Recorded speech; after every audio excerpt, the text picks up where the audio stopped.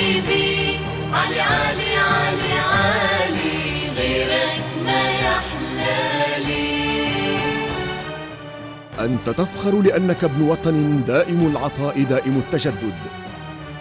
أنت تفخر لأنك ابن وطن أبناؤه بمهاراتهم وحرفيتهم انتزعوا ثقة كبرى الشركات العالمية. دار الصيدلي. وحياة عيون الوطن يا حبيبي، غيرك ما يحلالي.